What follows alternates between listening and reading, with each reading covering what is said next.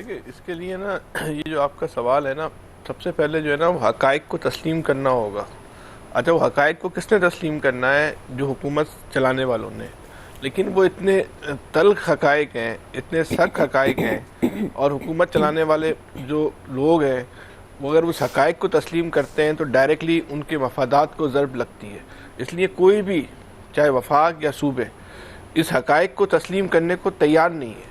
پاکستان میں جو گورننس کا جو نظام ہے جس کے تحت پاکستان چل رہا ہے، یہ نظام ناکام ہو چکا ہے. پوری دنیا میں اس ماڈل کا نظام موجود نہیں ہے. پہلے تو آپ اس حقیقت کو تسلیم کریں کہ اس گورننس کے نظام سے آپ پاکستان کو نہیں چلا سکتے، لیکن کوئی یہی تسلیم کرنے کو تیار نہیں ہے. اب میں آپ رنگ و رنگن کرنا چاہتے ہیں، لپسٹک لگانا چاہتے ہیں، اس سے آپ کا گورننس کا نظام بہتر نہیں ہوگا. ہو سکتا ہے ہمارے آج کا جو مسئلہ ہے وہ جزوی طور پر، وہ بھی مکمل طور پہ نہیں، جزوی طور پر تو شاید حل ہو جائے، لیکن وہ آپ کے ملک کو نہیں چلا پا رہا، سسٹم کو جو ہے وہ نہیں چلا پا رہا. اب عامر صاحب جو بات کر رہے ہیں بلوچستان کی احساس محرومیاں اپنی جگہ ہیں، لیکن بلوچستان میں جو کرپشن کا تناسب ہے وہ ماورائے عقل ہے. اس کے بعد پھر سندھ کی جو صورتحال ہے وہ دنیا اس کو یہاں کے جو ہے مثالیں دیتی ہے. نصاب میں بھی شاید کبھی لکھ دیا جائے گا کہ یہاں کس طرح جو ہے کرپشن ہوتی ہے. لیکن اس کرپشن کو روکنے کے لیے اس پہ کوئی میکنزم ہی نہیں ہے. کرپشن روکنے کا ذمہ دار جو ہے وہ خود کرپشن کا حصے دار بن چکے ہیں. تو کیسے ہوگا سسٹم صحیح؟ کس طرح سسٹم جو ہے وہ آپ جو ہے اس کو جو ہے وہ درست کر سکتے ہیں؟ اب وفاق کے مسائل اپنی جگہ، صوبوں کے مسائل جو ہیں وہ اپنی جگہ، لیکن آپ یہ بات بتائیں کہ جو صوبوں سے تو لوگوں کو ایک یہ اختلاف ہے نا، اعتراض ہے کہ 18ویں ترمیم کے بعد صوبوں نے جو اختیارات کو، اداروں کو اپنے پاس پارک کر لیا ہے، قبضہ کر لیا ہے، نیچے انہوں نے نہیں بھیجے. لیکن 18ویں ترمیم کے بعد یہی کام وفاق نے بھی کیا ہے. جو اختیارات صوبوں میں منتقل کر دیے گئے وہ وزارتیں وفاق میں کیا کر رہی ہیں؟ ان کے بغیر وفاق چل سکتا ہے؟ ضرورت نہیں ہے ان وزارتوں کی، ان پہ اربوں روپے کا بجٹ خرچ ہو رہا ہے. اچھا، وہ وزارتیں کیوں ہیں؟ وہ صرف اور صرف اپنے لوگوں کو ایڈجسٹ کرنے کے لیے، اپنے اتحادیوں کو ایڈجسٹ کرنے کے لیے. رزلٹ کوئی نہیں ہے ان کا. ان وزارتوں کو آپ ختم کرتے کوئی فرق نہیں پڑے گا. کچھ جگہوں پہ ہو سکتا ہے آپ کو، جیسے آپ نے یہ پیمرا ہے یا یہ اس نوعیت کی کوئی ریگولیٹری اتھارٹیز ضرور بنانی پڑیں گی. بصورت دیگر تو ان وزارتوں کی ضرورت ہی نہیں ہے، لیکن آپ نے اس کو ان پہ اربوں روپے مہینے پہ جو ہے آپ خرچ کر رہے ہیں. بھائی کیوں کر رہے ہیں؟ مثال ہے ایجوکیشن کی منسٹری ہے، آئی ٹی کی منسٹری ہے، ہیلتھ کی منسٹری ہے، بہبود آبادی کی منسٹری ہے. بھائی کس لیے ہیں؟ کیا کام ہے ان کا؟ ان سے ایک صوبوں کو کیا فائدہ پہنچ رہا ہے، یا وفاق کو کیا فائدہ پہنچ رہا ہے، یا پورے پاکستان کو جو ہے وہ کیا فائدہ پہنچ رہا ہے؟ ختم کر دیں منسٹریوں کو. اس طرح کی درجنوں وزارتیں، درجنوں محکمے، بیوروکریسی بھی نہیں چاہتی ختم ہو. کیونکہ آپ کو جب آپ حکومت کا گورننس کا نظام تبدیل کریں گے تو آپ ڈائریکٹلی جو سیاست دانوں سے پہلے جو متاثر ہو رہا ہے وہ بیوروکریسی متاثر ہو رہی ہے. آپ کی جو سویلین بیوروکریسی ہے وہ بھی نہیں چاہتی. اب آپ کے CSS کے امتحان میں بہت سارے کیڈر ایسے ہیں جن کی ضرورت ہی نہیں ہے. جیسے مثال کے طور پہ لیبر کا کیڈر ہے، پوسٹ آفس کا کیڈر ہے. بھائی کیا ضرورت ہے آپ کو اس کیڈر کی؟ کون سا بچہ جو ہے پوسٹ آفس میں یا لیبر میں جو ہے وہ جانا چاہتا ہے؟ یا اتنے کون سے وہ اہم ڈپارٹمنٹ ہیں جن کے لیے آپ نے الگ سے کیڈر جو بنائے ہوئے؟ بیوروکریسی کے سائز کو بھی آپ کو چھوٹا کرنا پڑے گا. جب آپ اتنے سارے افسران جو پیدا کر رہے ہیں تو ان کو آپ نے ایڈجسٹ کرنا ہے. وہ جو ہے سسٹم کے جو ہے محافظ بن جاتے ہیں سیاستدانوں سے پہلے جو ہے وہ.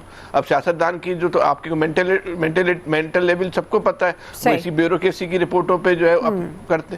ایک پورا سسٹم تبدیل کرنا پڑے گا. اس کا واحد حل یہی ہے جو ہمیشہ ایک بات کہتا ہوں کہ اس ملک کے اندر جب تک آپ ایک خودکار، خود مختار بلدیاتی نظام نہیں لائیں گے، وفاق و صوبوں کو جو ہے ملیہ میٹ کر دیں، بالکل کمزور ترین بنا دیں، اور اضلاع کو جو ہے طاقتور ترین کر دیں. آپ کے سارے مسئلے حل ہو جانے، لیکن کرنے کو کوئی تیاری نہیں ہے. صحیح.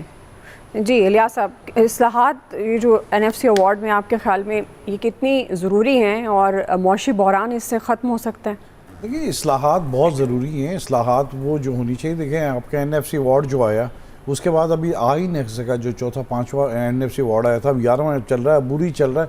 اور اس سسٹم کے تحت جو ہے کہ آپ کو ملنا تھا پیسے، جو صوبوں کو جو پیسے 57.5% جو مل رہا ہے صوبوں کو NFC ایوارڈ میں، جو ریونیو میں سے جو حصہ مل رہا ہے، جو وفاق کما کے دے رہا ہے، اکٹھا کر کے دے رہا ہے، تو اس میں سے دیکھیں جو وسائل جو ان کو مل رہے ہیں، صوبوں کے پاس پیسے زیادہ تھے، انہوں نے دیکھا نہیں، بے دریغ استعمال کیا.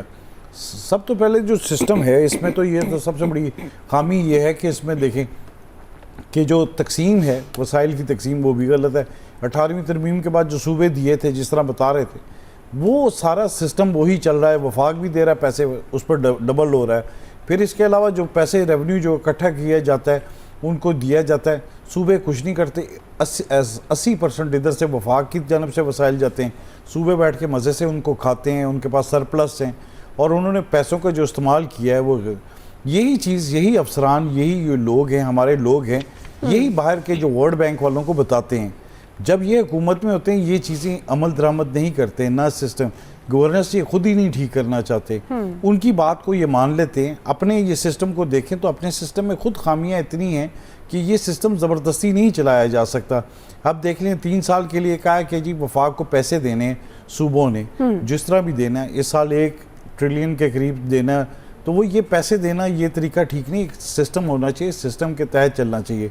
اگر اکاؤنٹیبلٹی ہو, جیسے آڈٹ کا نظام ہے, آڈٹ کے نظام کے تحت ساری منسٹریوں کے سب لوگوں کے آتے ہیں کہ جی یہ بے ضابطگیاں ہوئی ہیں, تو ان کا احتساب ہونا چاہیے کہ کس طرح پیسے کا غلط استعمال کس طرح کیا گیا. وہی سسٹم پر عمل درآمد نہیں کرتے. پولیٹیکل سسٹم بھی خراب ہے, فائنینشیل سسٹم بھی خراب ہے, ایڈمنسٹریشن کا بھی سسٹم کھاتا ہے. تو ساری یہ گورننس کے جو پہلو ہیں وہ سارے خراب ہیں. اگر یہ خراب ہوں گے, ٹھیک ہوں گے, تو پھر سسٹم ٹھیک چل سکتا ہے. ورنہ فائنینشیل سسٹم کتنی دیر اس طرح چلائیں گے زبردستی. NFC ایوارڈ کے تحت جو بھی ہے اس کو بنانا چاہیے. اس کو دیکھیں, وہ آپ جو کہہ رہے ہیں کہ آبادی کی بنیاد پر نہیں ہونا چاہیے, غربت کی بنیاد پر, علاقے کی بنیاد پر, اس کے دوسرے جو اس کے لینا چاہیے. اسی طرح جو ہے کہ بلدیاتی نظام کے تحت PFC پروونشل فائنانس کمیشن ہونا چاہیے, وہ سسٹم بھی چلنا چاہیے. لیکن نہ آج تک دیکھیں پنجاب جیسے بڑے صوبے میں 7-8 سال ہو گئے پروونشل فائنانس کمیشن. کوئی بھی پولیٹیکل گورنمنٹ آئے گی وہ نہیں چاہے گی کہ یہ جناب ضلعی حکومتوں کا نظام ہو اور وہ چلے, کیونکہ طاقت اپنے ہاتھ سے جانے نہیں دیتے, نہ اکاؤنٹیبلٹی ہونے دیتے ہیں. طاقتور افراد کے خلاف اکاؤنٹیبلٹی نہیں ہو سکتی. تو یہی جو سسٹم ہے, اس کو ہی جو لولا لنگڑا سسٹم ہے اسی کو چلا رہے ہیں, لیکن اس کو بدلنے کی ضرورت ہے. بہرحال ہمارا جو بنیادی سوال NFC ایوارڈ پر جو نظر ثانی کا مطالبہ کیا گیا, سفارشات دی گئی ہیں ورلڈ بینک کی طرف سے, کیا اس پر عمل ہوگا یا نہیں, اس پہ بات کر رہے ہیں. بریک لے رہے ہیں جی, بریک سے واپس آئیں گے, یہیں سے کنٹینیو کریں گے. جی ویلکم بیک ناظرین. NFC ایوارڈ عالمی بینک کا اصلاحات پر زور, ہم بات کر رہے ہیں. خالد قیوم صاحب, اب یہ صوبائی حکومتیں ظاہر ہے سرپلس میں ہے, وفاق خسارے میں جا رہا ہے, اور بہت ساری ایسی ضرورت جن کی نشاندہی کی گئی. آپ کے خیال میں اب صوبائی حکومتیں ورلڈ بینک کی سفارشات پر عمل کریں گی؟ اچھا دیکھیں, ورلڈ بینک کی یہ جو رپورٹ آئی ہے, اس رپورٹ میں جو پاکستان میں گورننس کا نظام ہے اس پر وفاق کی سطح پر بھی